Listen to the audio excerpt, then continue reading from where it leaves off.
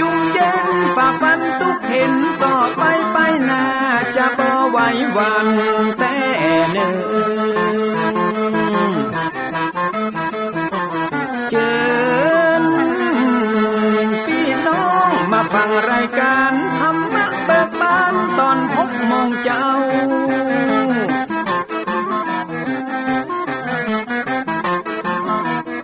ฟังธรรมปืนเมืองอันเป็นแบบเบาท่านพระครูวิสิทธิ์ศิลาภรณ์ตั้งใจเจ้าคณะตำบลป่าแดดนอนในเจ้าอาวาสวัดวังสิ่งคำตนนี้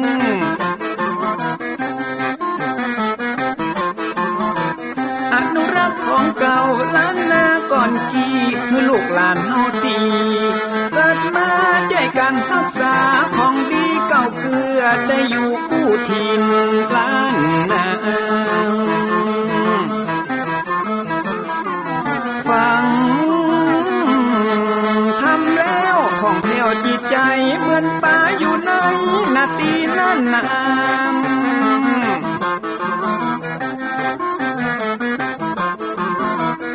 เหมือนไม้สลีอันมีไม้กำเหมือนเสืออยู่ธรรมดงดอยคุณเขาสุขของมนุษย์ยิ่งใจหมู่เฮาสุขที่ได้เอาธรรมะห่มตุม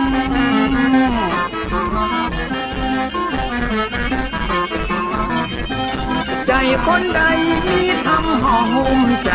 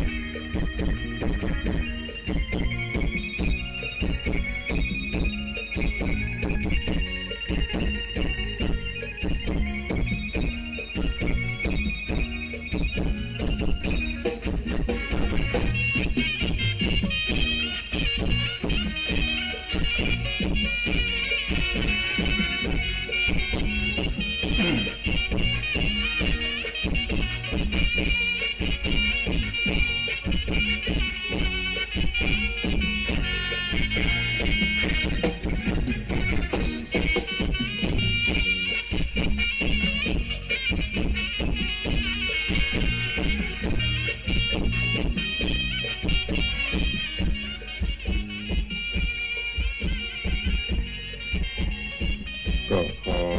ยกมือ10 นิ้วกราบนบนอบน้อมอย่างพระติรัตนแก้วเจ้าตั้ง3 ประการอันมีพระพุทธพระธรรมพระสงฆ์อันเป็นสรณะที่เปิงที่เคารพนับถืออันสูงสุดในชีวิตกราบคารวะแตบไตไวสาปุญญาปารมีธรรมพระมหาเถรานุเถระเจ้าคณะพระสังฆาธิการภิกขุสงฆ์สามเณรจุตนจุองค์โดยความเคารพเจริญสุขเจริญปอนญาติโยมสาธุชนตินจองห้องวัดจุหนุ่มเท่าใจยิงก็ขอน้อมต้อนรับทุกท่านเข้าสู่รายการมรดกธรรมกำเมืองต่างสถานีวิทยุกระจายเสียงพระพุทธศาสนาแห่งชาติและสังคมคลื่นเพื่อการศึกษาพระพุทธศาสนาและวัฒนธรรมคลื่นวิทยุสีขาวเพื่อเจ้าประชาส่งสัญญาณกระจายเสียงจากสถานีวิทยุท่านผู้อำนวยการทุกสถานีในเครือข่ายในเมตตาบารมีของท่านเจ้าจันทร์พระครูอภิวัฒนวิกรมท่านผู้อำนวยการสถานีวิทยุคลื่นสีขาววันนี้ก็ปะกันแถมวันหนึ่งซึ่งก็ในสัปดาห์หนึ่งก็จะได้พบปะกับญาติโยมในช่วงของวันพุธตีต่างคลื่นวิทยุสีขาวได้มอบถวายเวลาให้กับตุลุงในวังอาตมาภาพพระครูวิสิตศรีลาภรณ์เจ้าคณะตำบลป่าแดดเจ้าอาวาสวัดวังสิงห์คำตำบลป่าแดดอำเภอเมืองจังหวัดเชียงใหม่ได้มาพบมาป้ากับปออกแม่ออกศรัทธานาบุญทั้งหลายบางครั้งก็จะเป็นการเทศแบบปื้นบ้านล้านนาบางเตื้อก็เอาสารธรรมมาอู้มาเอ่ยฮือกับญาติโยมทั้งหลายเพื่อที่จะได้น้อมนำไปเป็นข้อคิดเตือนจิตเตือนใจในการประพฤติปฏิบัติในชีวิตประจำวันปากันวันนี้อากาศก็รู้สึกจะอึมครึมจะว่าฮ้อนก็ไม่เชิงจะว่าหนาวก็ไม่ใจหมอกเหิมเหอะเหิมเฮออะไรเป็นเหิมเหอะเหิมเฮอปุ่นไปถามท่านอาจารย์พระครูอภิวัฒนวิกรมปุ่นเนอะอันได้ยินตุลุงวังสิงห์คำว่ามันเป็นเหิมเหอะเหิมเฮอมันเป็นจะได้ถามท่านอาจารย์พระครูปุ่นเนอะเดี๋ยวเพิ่นจะแก้ให้ก็อย่างที่อาจารย์ได้แจ้งไปตะกี้คลื่นวิทยุต่างๆของเฮามีหลายคลื่นโดยเฉพาะทางภาคเหนือเฮาตั้งแต่จังหวัดน่านแป่น่านลำพูนลำปางพะเยาเชียงรายเชียงใหม่ก็มีคลื่นหลายคลื่นที่ได้เมตตาถวายเวลาและโดยเฉพาะทางคลื่น 104.50 ที่รับพระเป็นแม่ค่ายหลักในการลิงก์สัญญาณจากสถานีวิทยุตอนนี้ก็เกือบจะเป็นปกติแต่ว่าก็ได้รับแจ้งจากท่านผอ.ท่านอาจารย์พระครูสมุวิสุวัตรบอกว่าอาจจะวันนี้หรือวันพรุ่งนี้อีพ่ออีแม่ที่รอฟังจากต่างสถานีวิทยุก็จะได้รับฟังกันแต่ว่าในตอนนี้อย่างที่อาจารย์บอกปัตตกี้ต่ำในหัวในเวียงเขานี่ก็ฟังจากคลื่นน่านฟ้าเรดิโอจ้างหมุนจ้างเซาะไปเตอะเนอะมันถึงมีปะเลอะเครือข่ายวิทยุสีขาวเขานี่ก็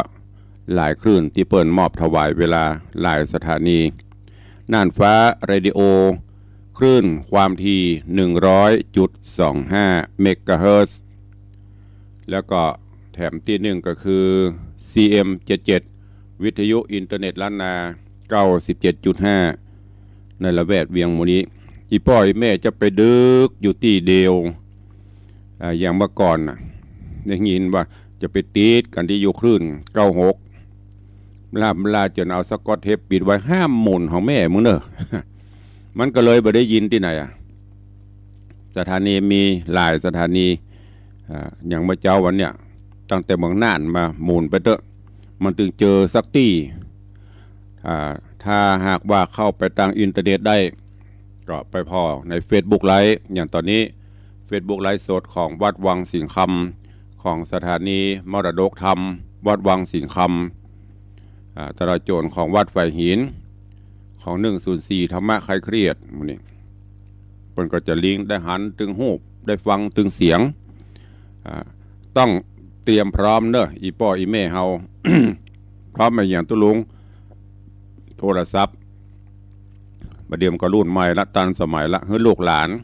แปลงเฮ้ยอีแม่เขาแปลงเฮ้ยกันมั้งเพิ่นว่า Facebook บุกมันบุกจะได้อีกน้องแปลงเฮ้ยแม่มันกันมั้งแล้วอ่อนเขาจะแปลงเฮ้ยสอนสักกรรมก็ได้ละคนเท่า7-80เพิ่นยังคล่องกันก็ลองไว้เนอะเพื่อไปหน้าไปตาก็อาจจะไปฟังกันทาง Facebook ไลฟ์ได้โต้ได้ตอบกันทาง Facebook ไลฟ์ตัวก็ขอแจ้งเฮ้ยทุกท่านตัวเนอะกราบขอบพระคุณท่านผู้อำนวยการทุกสถานีเนอะที่ได้มอบถวายเวลาให้กับทางรายการตัวพร้อมกันนี้ก็ก่อนอื่นก็ขอกราบถวายการต้อนรับแล้วก็เจริญพรต้อนรับญาติธรรม FC แฟนรายการที่ได้เข้ามาติดตามรับฟังกันทาง Facebook ไลฟ์ก็เจริญพรคุณโยมพี่รุณภักดีสาธุครับรายการรายงานตัวครับสาธุเจริญพรต้อนรับเนอะถวายการต้อนรับท่านเจ้าจารย์พระครูสถิตเจติยรักษ์เจ้าคณะตำบลแม่แฝกใหม่เจ้าอาวาสวัดเจดีย์แม่ครัวกราบไหว้สายำเจ้าเช่นเดียวกันนะครับเนอะเจริญพรคุณโยมสรินทิพย์บุญเลิศเข้ามาติดตามรับชมรับฟังแล้วก็มีพี่นันจรันปิยจันทร์กราบสาธุเจ้าสาธุครับตุลงเจริญพรเด้อก็มีคุณโยมตู่โยมสุรัตน์เสาคำกราบไหว้สาครับผมเจริญพรเด้อโยมพลอยใจดีไหว้สาเจ้าข้าสาธุเจริญพรโยมพิรุณภักดีบอกว่าวันนี้เบสหนักดีดูต่างเต้นออกกำลังแยมเจ้า ก็เปิดดนตรีพื้นเมืองเข้าไปสนับสนุนกันไปเนาะเจริญพรโยมจันสายแปลงหลวงสาธุเจ้าโยมลักษณะเกตดีกราบไหว้สาเจ้าแล้วก็เจริญพรโยมแม่จันดีวิสุทธินันท์โยมแม่จันดีวิสุทธินันท์เจดีย์แม่ครัวก็เข้ามาชมอยู่กำลังเข้ามากันแต่อาจจะหลงลืมเพราะว่าหลายครั้งหลายวันห่างหายไปบริจัดก็วันนี้ข่าวสารต่างๆก็เดียวท้ายรายการเฮาเกาะก้อยมามาจ๋าคือกับญาติโยมศรัทธานาบุญเนาะก็เอาธรรมะเจ้านี้ก็ขอนำธรรมะสาระข้อคิดมามาจ๋ามาฮือกับทุกท่านเพื่อที่จะได้เป็นธรรมะในการประพฤติปฏิบัติในเจ้าวันนี้หรือวันต่อๆไปวันนี้จะพูดถึงเรื่องการนำธรรมะเพื่อชีวิตใหม่ญาติโยมท่านทั้งหลายมีพุทธประสิทธิตรัสเตือนคือเฮาท่านทั้งหลายได้มันสอบถามมันตรวจตราตัวเก่าเฮาอยู่เสมอบาลีเปิ้นกล่าวไว้ว่ากธรรมภูตัสสะเมลัตตินทิวาวีตัปปตันติแปลว่าวันคืนล่วงไปโปนไปบัดนี้เฮาทำอะไรหยังเฮาเนะหยังกันอยู่นี่คือธรรมะที่สอนให้เฮาพอตัวเก่าพิจารณาตัวเก่าเฮาอยู่เสมอทุกลมหายใจเหมือนดังการไปปฏิบัติธรรมอย่างที่หลวงปู่พระพรหมมงคลหรือหลวงปู่ทองเพิ่นเคยสอนเพิ่นแนะนำเฮาครูบาอาจารย์ตลอดว่าคือมีสติกำกับตนกำกับตัวอยู่เสมอที่ปรวัติสติปัฏฐาน4ยืนเดินนั่งนอนคือมีสติหูตัวหูคณะอยู่เสมอแล้วอันนี้พุทธประสิทธิพุทธเจ้าได้ตรัสเตือนเฮาท่านทั้งหลายก็เช่นเดียวกันว่าคือมันหวนลำลึกนึกถึงว่าวันเวลาวันคืนผ่านโป้นไป อย่างตุลุงนั่งโอ้นี่ก็เหมือนกัน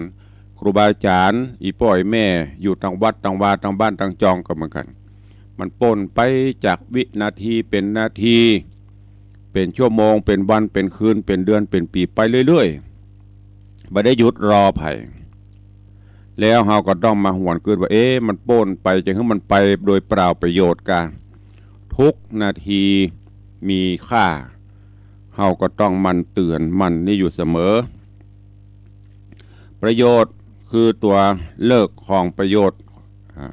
ดวงดาวเนี่ยบ่มีบทบาทที่จะทำอย่างเขาได้สุนัขตังสุมังคลังสุปปาตังสุโหทิตังประพฤติชอบเวลาใดเวลานั้นชื่อว่าเป็นเลิกดีมงคลดีเลิกงามยามดีเป็นเจ้าที่ดีเป็นรุ่งอรุณที่ดีความพร้อมเพรียงเกิดขึ้นเมื่อใดแล้วก็ประกอบคุณงามความดีขณะนั้นอันนี้เป็นห้องว่าเลิกงามยามดีถ้าความขัดข้องเกิดขึ้นเมื่อใดขัดแย้งกันเกิดขึ้นเมื่อใดบ่สามารถประกอบคุณงามความดีในขณะนั้นอันนี้เป็นห้องว่าเลิกก็บ่งามยามก็บ่ดียกตัวอย่างเจ้าวันนี้ตื่นขึ้นมาปุ๊บทำภารกิจกิจวัตรส่วนตัวอาบน้ำอาบท่าชำระร่างกายเสร็จก็มาไหว้พระนบธรรมทำจิตใจให้เบิกบานแจ่มใสทำจิตใจให้เป็นสมาธิแล้วก็หวนคิดว่าวันนี้จะเนี่ยอย่างพ่องตีมันเป็นคุณงามความดีจะทำอย่างที่เป็นประโยชน์แก่ตัวเก่าแก่ประเทศชาติแก่พระพุทธศาสนาแก่ครอบครัวคิดหวนวางแผนไปแยกแยะอันไหนดีอันไหนบ่ดีอันเนี้ยก็เป็นเลิกงามยามดีล่ะตรงกันข้ามลุกมาเจ้าหน้ายังไม่ได้ล้างเตื้อมีเรื่องมีราวพิษหัวกันขุ่นข้องมองใจเกิดขึ้นอันนั้นเป็นห้องว่าเลิกไม่งามยามไม่ดีมาเป็นมงคลดังนั้นวันเวลาญาติโยมทั้งหลายที่เขาจะไปหามื้อหาวันอันนั้นเป็นฮีตเป็นจารีตเป็นประเพณีอย่างจะขึ้นบ้านใหม่จะแต่งงานหรือจะประกอบกิจใดๆที่เขาไปหาเลิกหางามเลิกงามยามดีนั่นเป็นองค์ประกอบแต่ที่จริงแล้วในทางพระพุทธศาสนาเลิกงามยามดีคือความพร้อมยกตัวอย่างอย่าไปหาวันเนี่ยตุลุงอันจะขึ้นเฮือนใหม่นะวันใดดี ตุลุงก็หามือหาวันนั้นเนอะวันนั้นเวลานั้นเนอะก็เดี๋ยวปีมาอันบ่ได้ตุลุงแล้วอ่อนเขาบอกว่างสลาไปแล้วมันก็บ่ดีล่ะความจริงมันก็ได้ดีแต่เขาบ่พร้อมเลิกก็บ่ดีเพราะนั้นญาติโยมทั้งหลายเพิ่นบอกว่าวันเวลาบ่มีค่าหรือความหมายในตัวของมันจะมีคุณค่ามีความหมายในทางใดหรือจะอยู่ความหมายจะใดอยู่ที่กรรม อยู่ที่กรรมการกระทำที่มันเกิดขึ้นเช่นทำดีวันนั้นก็เป็นวันดีเป็นวันธงชัยเป็นวันอธิบดีถ้าเขาเนี่ยดีนะมันดีหมดทำวันนั้นถ้าทำบดีวันนั้นก็เป็นวันบดีถึงแม้จะเป็นวันธงชัยวันนักขัตฤกษ์ดีแต่เขาไปมีเรื่องไปมีเรื่องมีราวขึ้นโรงขึ้นศาลมันก็เป็นวันเลิกบดีงามบดีแหละในการดำเนินชีวิตของเฮาท่านทั้งหลายในแต่ละเดือนในแต่ละปีต่างก็มีตึงสมหวังมีตึงผิดหวังมีตึงสุขมีตึงทุกข์กระเคล้ากันไปอย่างในปี64ที่ผ่านไปปี65เข้ามาพอได้เกิงปีเข้ามาเลยล่ะจะแน่วันในเกิงปีตั้งแต่มกรามาจนถึงมิถุนาเดี๋ยวนี้คงมีภัยที่จะสมหวังตลอดยกเว้นผู้ที่ไปเบิ่นปฏิบัติธรรมถึงบักขอดกรรมกับตำเว้นบ้านยังภัยทำตัวสบายนั่นก็มีความสุขแต่ส่วนมาก มันก็จะต้องเป็นไปตามเหตุการณ์กาละมันก็จะมีสุขพ่องทุกข์พ่องสมหวังพ่องผิดหวังพ่องบางเดือนเปิ้นก็สรรเสริญบางเตื้อเปิ้นก็นินทาตามโลกกระทำ8ที่มันครอบงำเราตลอดมีตึงสุขตึงทุกข์ดังนั้นวันนี้ก็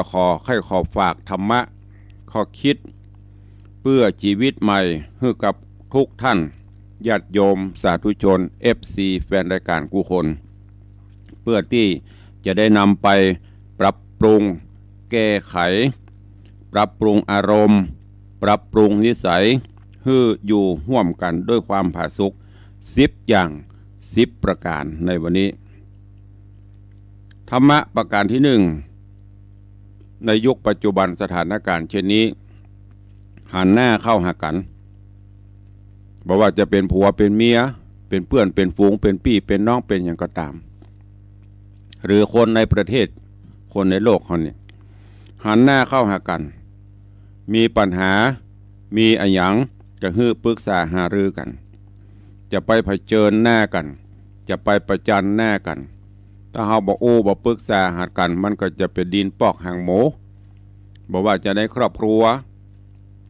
ในวงเพื่อนฝูงคิงบัตักหากับบัตักคิงบ่คิงบ่อู้หากับบ่อู้คิงบ่ต่างหันหลังเข้าหากันหันหน้ามาประจันกันสุดท้าย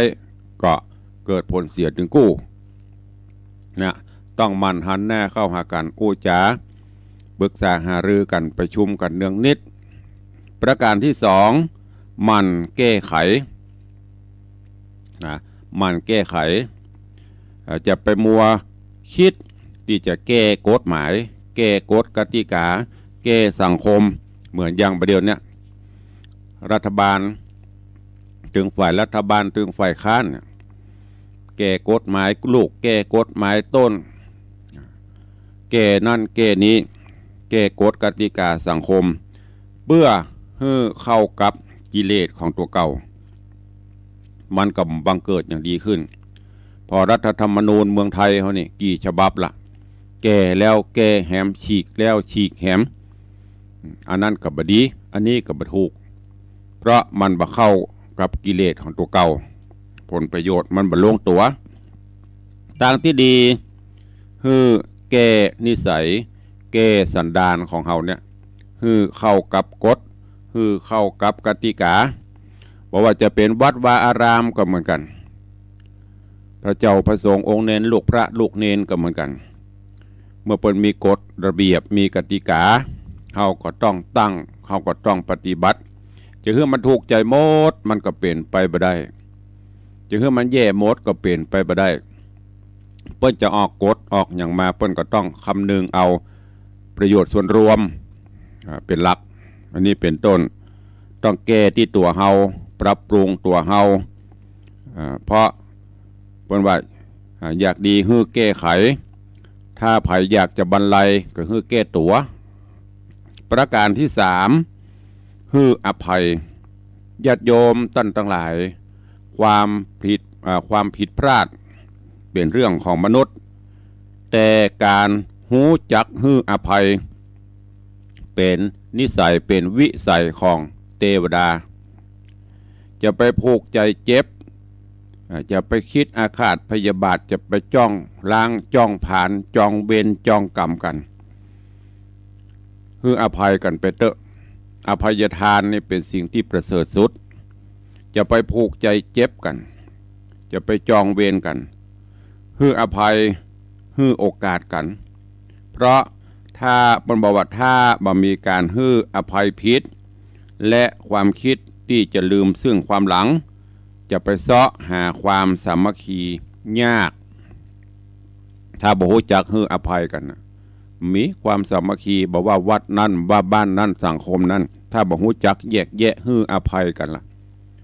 มันจะบ่เกิดขึ้นประการที่4ปลูกไมตรีเพิ่นว่าฮื้อปลูกต้นไม้ฮักปลูกต้นฮักขึ้นในจิตใจฮื้อหวังดีแล้วก็มีไมตรีต่อคนอื่นคิดช่วยเหลือคนอื่นแล้วเราก็จะมีความสุขประการที่5สามัคคีกันไว้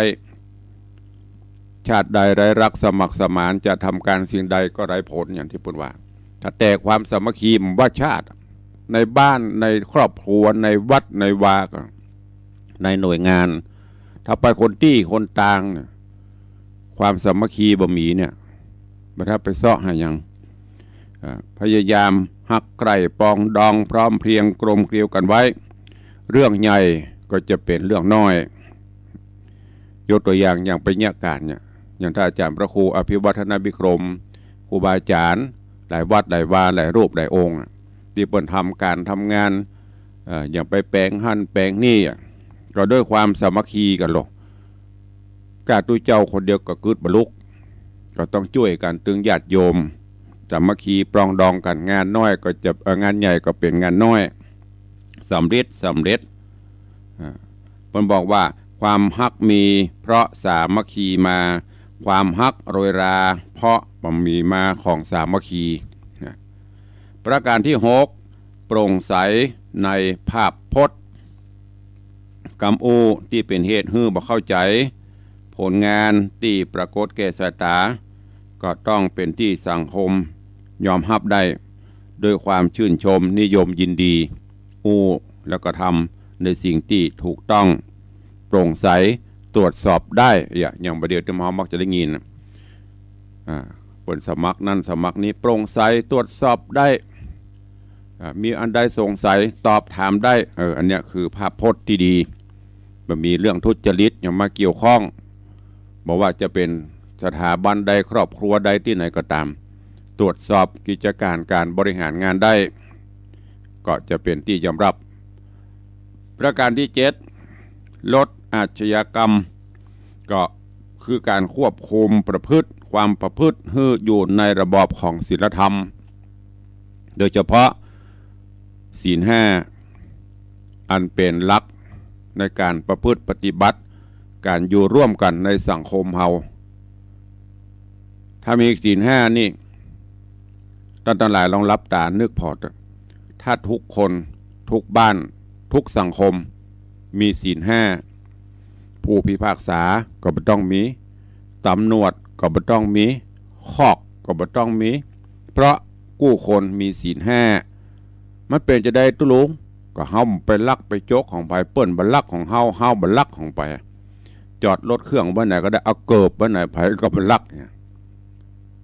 มันมีอย่างเกิดขึ้น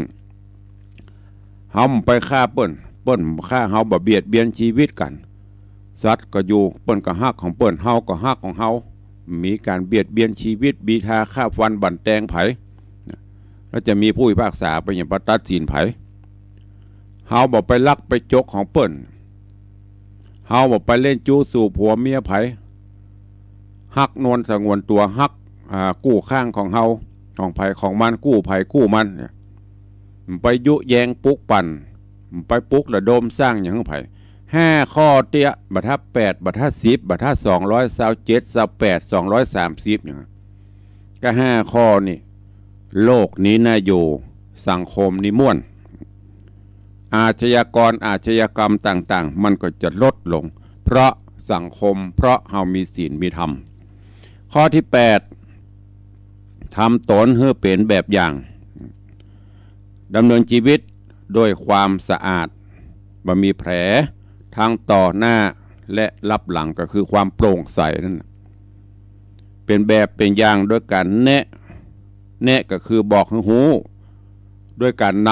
ำก็คือทำให้เขาดูหรือตึงแนะตึงนำก็คือบอกให้ทำตัวเฮาก็นำเป็นตัวอย่างให้เขาไปก็คือบอกให้หูอยู่ให้หันเย็นให้เขาสัมผัสบอกว่าจะอยู่ในฐานะใดเป็นตุหลวงกาเป็นป่อหลวงกาเป็นกำนันกาเป็นนายกกาเป็นนายอำเภอเป็นผู้ว่าเป็นอย่างกระจังต้องทำตนให้เป็นแบบเป็นอย่างเปิ้นมันจะบอกให้เปิ้นอย่างเข้าไปแหมอย่างอันนี้ก็ใจบ่ได้เป็นบ้านสู้จะไปกินเหล้านะลูกเน้อข้ามมาป่อมันยอกเหรอมันแบบเป็นตัวเขาเป็นตัวอย่างถ้าเราอ่อนย้อนเข้ามากันแล้วอีป้อยังกินจะว่าจะได้มันบดีแล้วอีป้อยังหวดอีป้อยังกินเมื่อเนี่ยมันบดีเขาก็ต้องแนะนำให้เปิ้น บอกว่าอันนี้มันบดีจะอีเนอร์แล้วเราก็ต้องเป็นตัวอย่างในวัดในวาก็เหมือนกันครูบาอาจารย์หัวหน้าเขาก็ต้องบอกให้ลูกศิษย์แล้วก็นำทำเมื่อเขาดูเก้าปล่อยวางเรื่องยุ่ง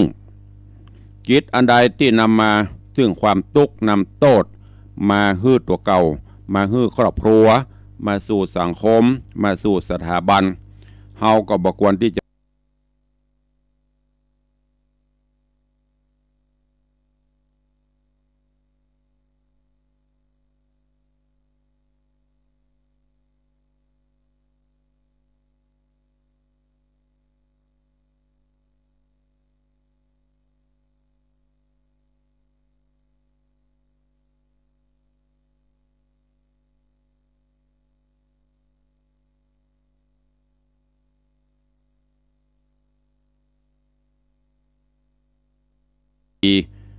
เคารพปฏิบัติในพระธรรมวินัยขององค์สมเด็จพระสัมมาสัมพุทธเจ้าหรือหลักธรรมของแต่ละศาสนาที่เปิ้นบัญญัติไว้จงรักภักดีต่อสถาบันพระมหากษัตริย์ตลอดจนพระบรมวงศานุวงศ์พระราชวงศ์10 ข้อ 10 ประการเนี้ยญาติโยมทั้งหลายชีวิตเฮาก็จะวัฒนาสถาพรในยุคโลกาภิวัตน์กูสิ่งกูอย่างก็จะต้องแก้ไขภาพพจน์จากผู้ร้ายให้กลายเป็นพระเอกกลายเป็นผู้ดีให้ได้ลดอาชญากรรมโดยการบ่ไปคล้องแวะในอบายมุขเครื่องเศร้าหมองต่างๆควบคุมการประพฤติปฏิบัติควบคุมจิตควบคุมใจของตัวเก่าบ่ให้หวั่นไหวตกไปในอบายโดยอาศัยหลักธรรมนำชีวิตอย่างที่ได้บอกไปบรรนักบรรณาจำอย่างบ่ได้แหงก็ขอให้จำศีล 5แล้วก็เอาไปประพฤติปฏิบัติพร้อมที่จะกล้าที่จะเผชิญกับความดีทุกรูปแบบทุกประการชีวิตหน้าที่การงานและการอยู่ร่วมกันในสังคมก็รู้จักใจธรรมะแก้ปัญหาจะไปลืมว่าต้องแก้ไขภาพพจน์ลดอาชญากรรมแล้วก็ใจพระธรรมนำกาในสิ่งในกู้เรื่องในสิ่งที่ถูกต้องทำในสิ่งที่ดีงามทำในสิ่งที่ถูกต้องความรุ่งเรืองก็จะตวยมาเพราะฉะนั้นเจ้าวันนี้จึงขอฝากธรรมะเพื่อชีวิตใหม่ภัยที่ชีวิตย่ำแย่ภัยชีวิตที่มันมีกับอุปสรรคต่างๆก็ลองนำเอาหลักธรรม10 ข้อที่ตุลุงได้นำมามาจ่าให้ญาติโยมทั้งหลายเนอะลองนำไปคิดพิจารณาลองนำไปใช้ในการดำเนินชีวิตประจำวันพอแล้ววิตรองคิดว่าเมื่อก่อนเฮาบ่ได้ปรับปรุงเฮาบ่ได้นำหลักธรรมมาใช้และตอนนี้เฮาปรับปรุงตัวเก่าเอาหลักธรรมมาใช้แยกแยะหูจักผิดชอบชั่วดีพินิจพิเคราะห์พิจารณาดูในกิจวัตรในสิ่งต่างๆที่เกิดขึ้นในรอบวันมีสติมีสัมปชัญญะควบคุมแล้วก็ติตรองดูว่าเฮาเอาธรรมะที่ครูบาอาจารย์พระเจ้าประสงค์เปิ้นชี้แนะชี้นำเอามาใช้ชีวิตเฮามันดีขึ้นจะอีโลความเป็นอยู่เฮาเป็นจะนี้โลเฮาก็ลองคิดเอาพิจารณาเอาคนเดียวเปิ้นบอกว่าไม่มีใครจะรู้ดีเท่าตัวเราอย่างวันเนี้ยตุลุงอาตมาภาพได้นำเอาหลักธรรมตำรับตำราเรื่องราวดีๆมาก็เพียงแต่เป็นผู้ชี้แนะบอกทางปนบ่าแม้แต่องค์สมเด็จพระสัมมาสัมพุทธเจ้าพระองค์ก็เพียงเป็นผู้ชี้แนะเป็นผู้บอกทางเฮาตั้งหลายต่างหากทุกท่านที่ฟังทุกรายการนี้ต่างหากเป็นผู้ดำเนินเป็นผู้เตียวเป็นผู้ดำเนินตามจะเอาก็บ่เอา บอกว่าครูบาอาจารย์รูปใดตนใดนักจะรายการตนใดเปิ้นก็มาชี้แนะ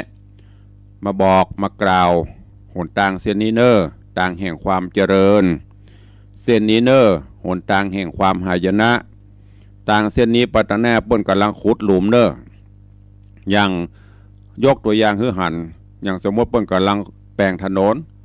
ขุดถนนขุดต่อประปงประปาเปิ้นก็จะมีป้ายบอกหรอกรุณาหลีกเลี่ยงใช้เส้นทางอื่นก็คือที่ตั้งหน้ามันมีหลุมมีบ่อเพิ่นกำลังทำงานเฮาก็ยังบูนไปอยู่บูนไปก็ได้กับลำปะเปียลงหลุมบนลงข้างตางบนเพราะเฮาหลงเฮาบ่ฟังคำเปิ้นฉันใดก็ฉันนั้นหลักธรรมคำสอนต่างๆเนี่ยพุทธเจ้าเป็นต้นพระองค์ได้ศึกษาได้ค้นคว้ามาแล้วว่ามันเป็นหนทางที่บดีหนทางแห่งความเสื่อมเปิ้นก็เอามาชี้แนะมาบอกพระสงฆ์ครูบาอาจารย์นักปราชญ์ราชบัณฑิตเปิ้นก็มานำมาแนะเฮายังดันไปอยู่สุดท้ายก็ต้องรับกรรมของเราไปดังนี้เป็นต้นเนอะก็ฝากฝังไว้ในเจ้าวันนี้ฮือกับทุกท่านได้นำไปคิดพิจารณาเอาไปใจจะไปหลงตังเฮายังปิกได้แต่หลงจิตหลงใจนี่ยากเพราะนั้นก็แก้เมื่อจิตใจเฮามันหลงไปก็กลับได้อยู่ที่ตัวเราอย่างที่บอกไปตะเกียตุลุงก็บ่สามารถช่วยอย่างได้เพียงแต่แนะนำแต่จะเอาบ่เอาจะได้อยู่ที่ตัวเฮาเลิกผาหน้าที่อย่างต่างๆเป็นองค์ประกอบอย่างวันนี้ก็จะมี24 ชั่วโมงนั่นตะวาก็มี24 ชั่วโมงนั่นวันพุธก็จะมี24 ชั่วโมงมีเมื่อวันมีเมื่อคืนเช่นเนี้ยเฮาต่างหากจะต้องปรับปรุงไปไม่ใช่ว่าวันพุธบดีเนี่ยมันจะมืดตื้อๆก็ไม่ใช่อันนั้นเป็นองค์ประกอบของเปิ้น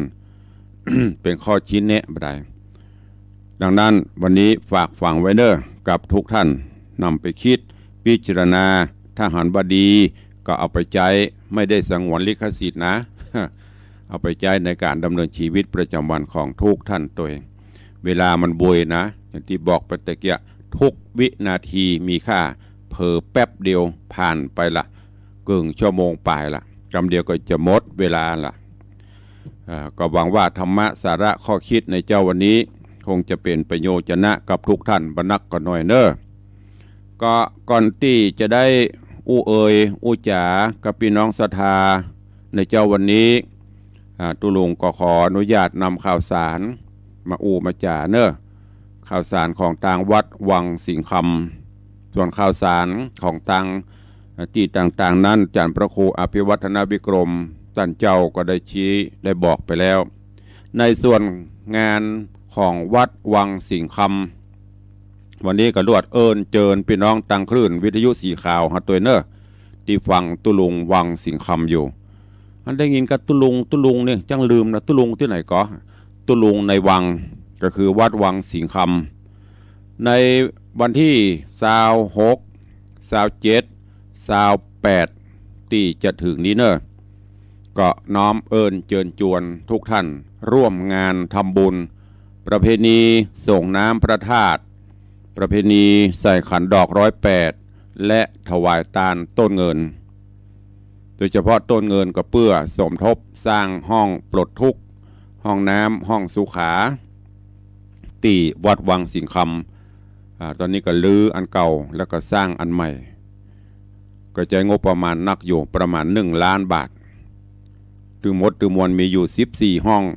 แยกห้องน้ำเมยิงห้องน้ำปอจายห้องน้ำพระเจ้าพระสงฆ์องค์เนนเป็นสัดเป็นส่วนเพื่อบริการญาติโยมศรัทธาตัวเนอะวันที่26เป็นวันเริ่มงานพิธีต่างๆก็ตั้งแต่เมื่อไงกินข้าวน้ำจ้ำข้าวไงแล้ว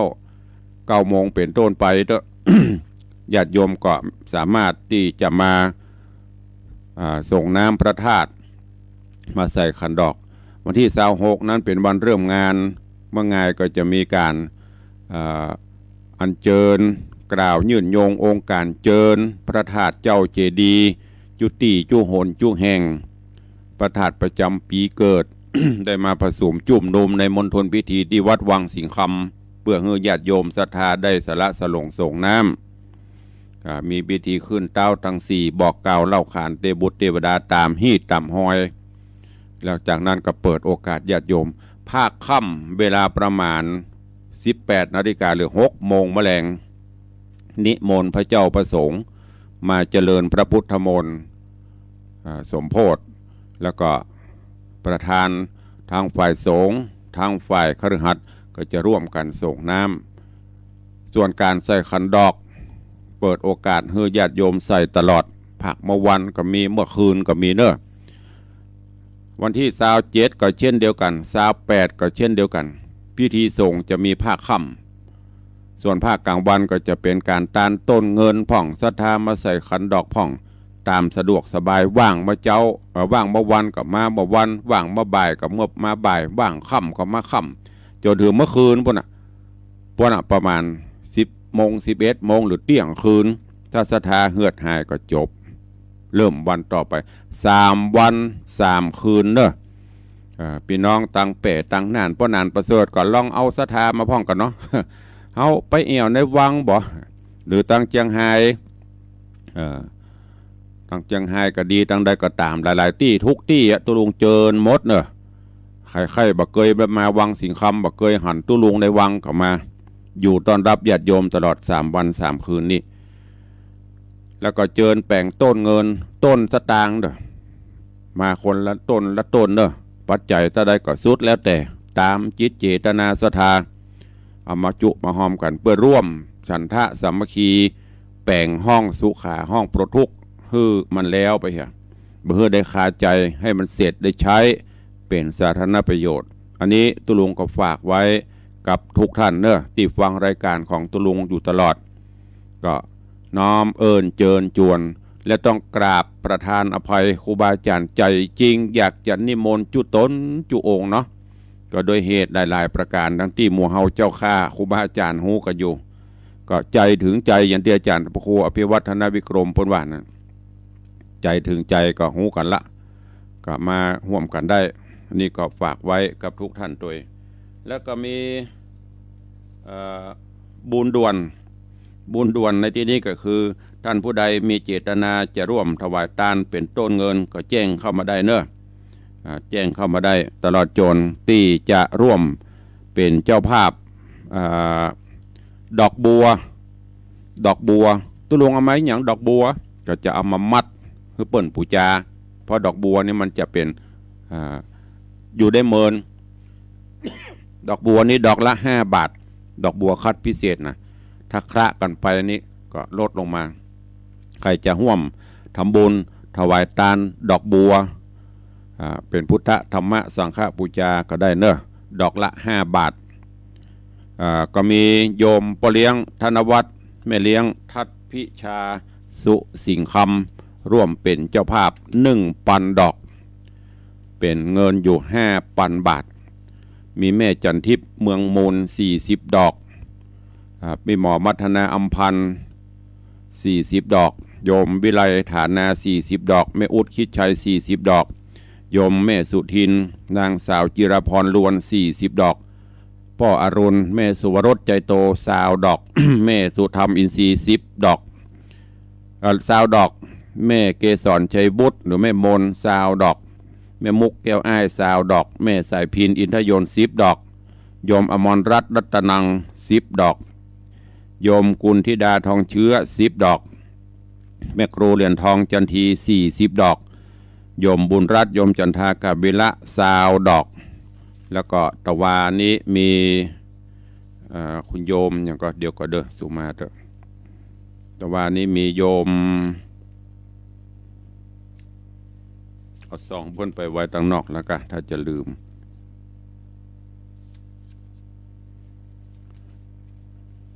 ตะวานี้มีของอาจารย์ดิลกา ไตรไพบูลย์มาร่วมทำบุญ90 ดอกตะวานี้วันเกิดเปิ่นมาตานทำมัดซีกันหรือว่าบัที90 ปักกถาก็เลยถวายทานดอกบัว90 ดอกแล้วก็มีคุณโยม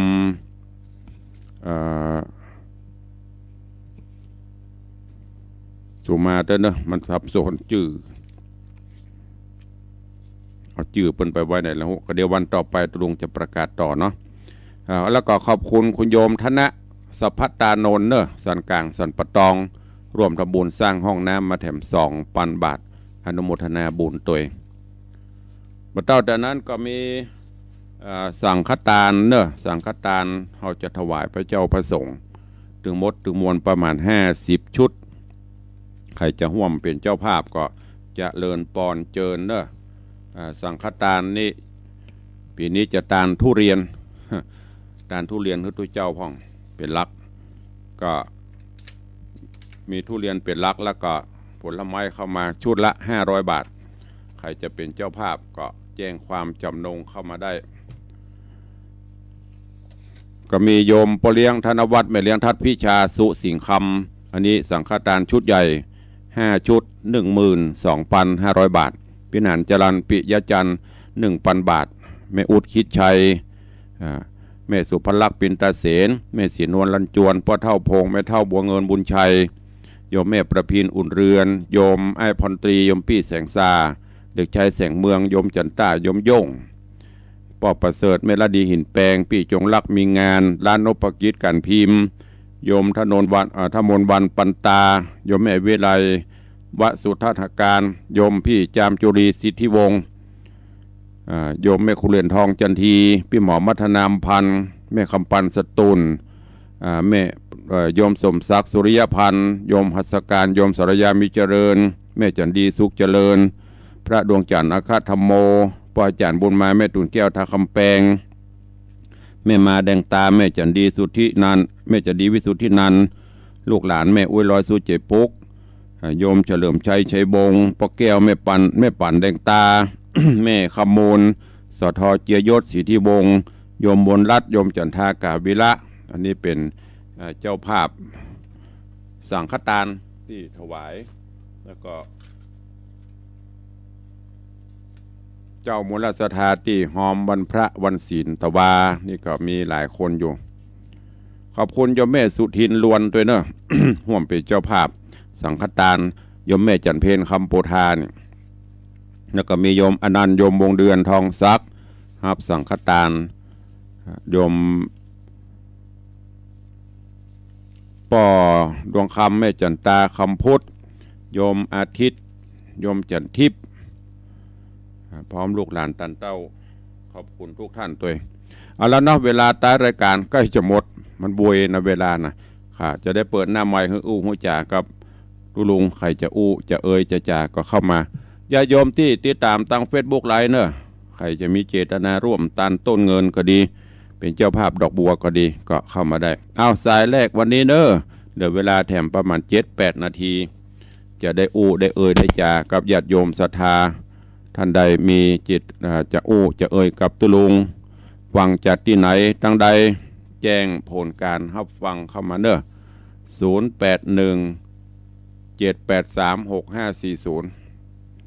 เดี๋ยวเนี่ยขออนุญาตแป๊บเดียวเอาปากกากำลืม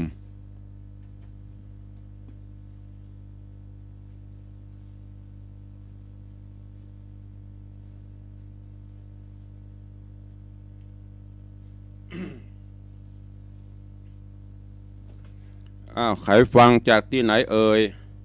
จะอู้จะเอ่ยจะจ่ากับตุลุงมีก็จะเจ้าวันนี้0817836540ทางในเฟซตอนนี้มีแม่ละอองแก้วชุ่มใจโยมพิรุณภักดีโยมสุนทรวงปันพี่เหมยสาธุอนุโมทนาเด้อมีก่อจาวันนี้สัญญาณไปถึงไหนพ่องดักปิ้งบินบอย0817836540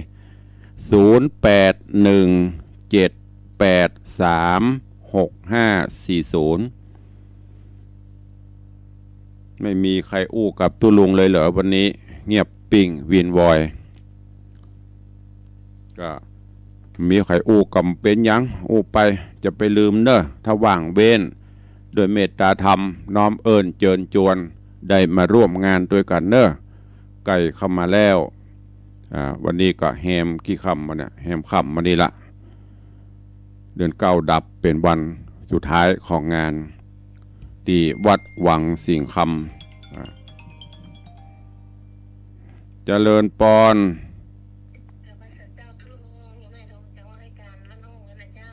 ห่วยการบ้านโฮงจวนพี่น้องบ้านโฮงมาเด้อมากินมาตานในวังอันเจ้าแห่นี้5%สาธุอนุโมทนาเด้อเจริญปอนสายต่อไปเจริญปอน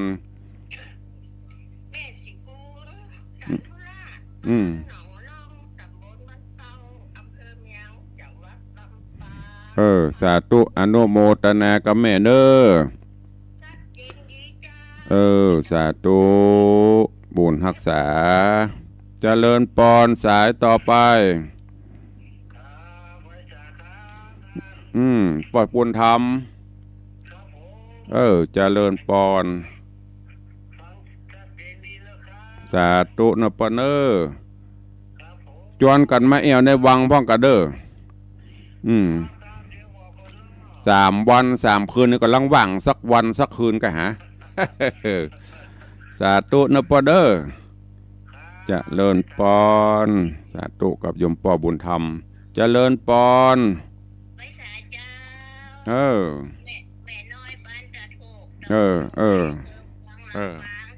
สาธุเสียงชัดเจนดีบ่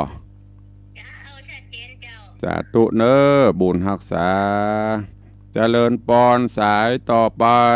โอ้ดีใจพี่น้องลำปางพี่น้องเจียงไฮ้เวียงปะเป่าละปูนโทรเข้ามาให้กำลังใจวันนี้สาธุขอบคุณหลายๆเด้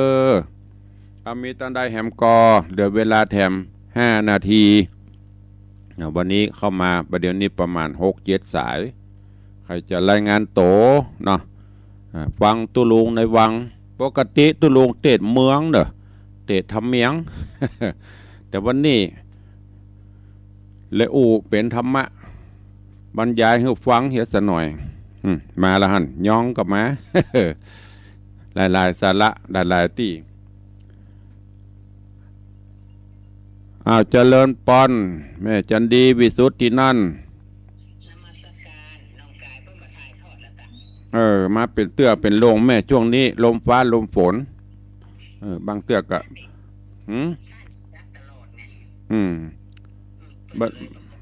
ก็น่ากะไม่เป็นไรสบายไม่ได้ซีเรียสนั่นก็มันตามสะพันยังบอกตะกี้นั่นกะให้ลิงก็ลิงบะลิงก็ตามใจเปิ่นดอกสดสิจ๊ะดอกแห้งไม่เอา เดี๋ยวจะได้ของแห้ง อย่างก็เดี๋ยวจะติดต่อหลังไมค์แห่งความถ้ามันมีนักดีมากเลยเอามาเลย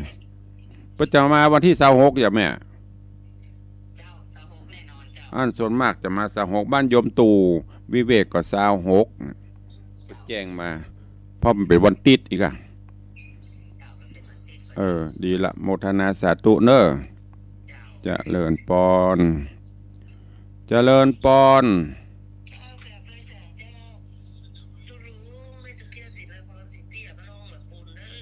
อย่างจะหอบดอกบัวกะ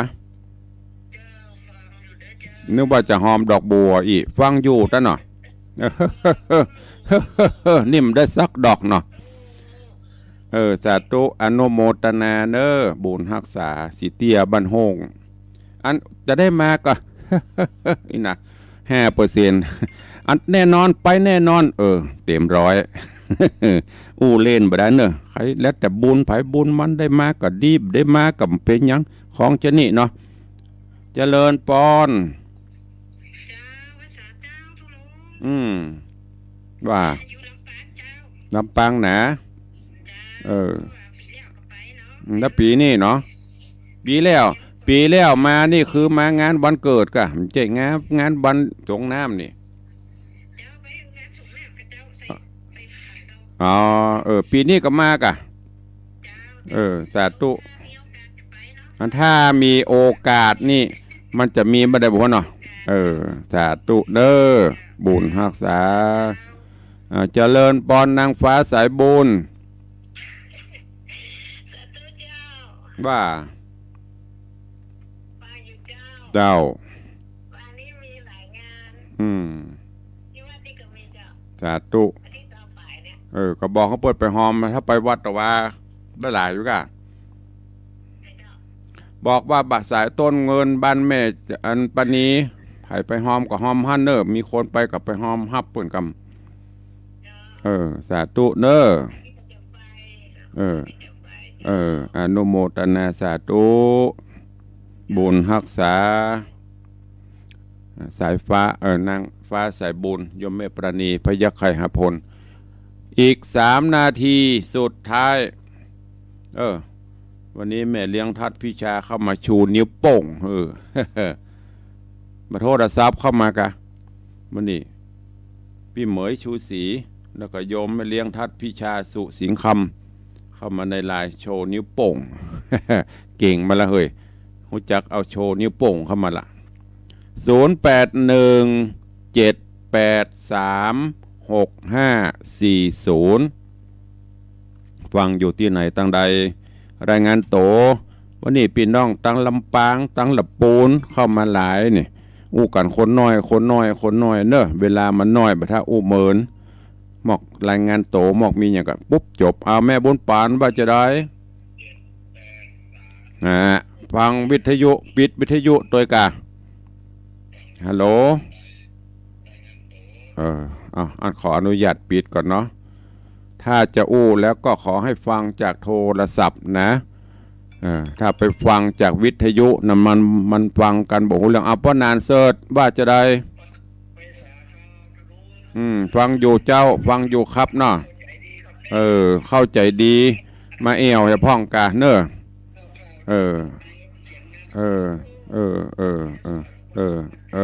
สาธุเนอะสาธุ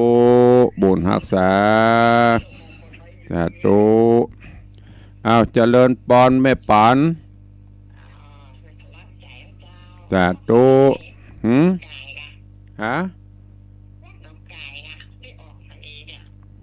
ไปแม่นจะได้น่านฟ้าเรดิโอประเดดนี่หนองกายมีแม่แต่งว่ามันมาถึงเพชรจะได้ไหม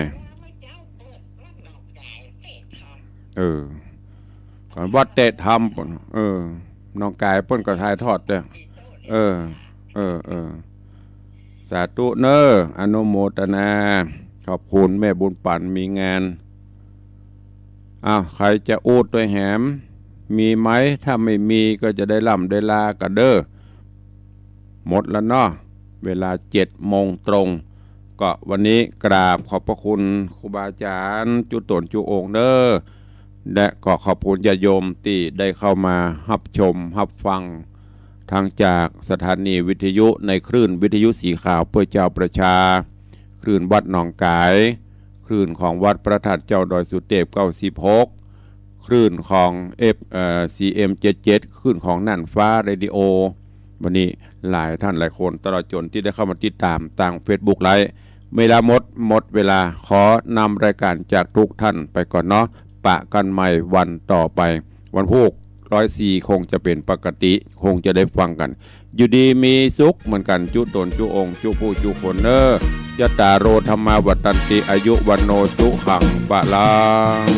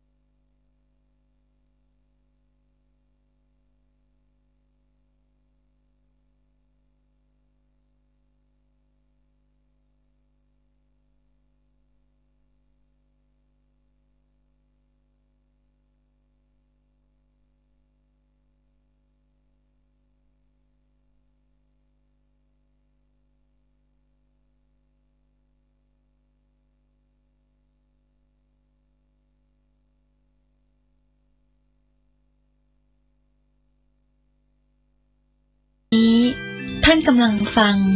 สถานีวิทยุกระจายเสียง FM 104.5 เม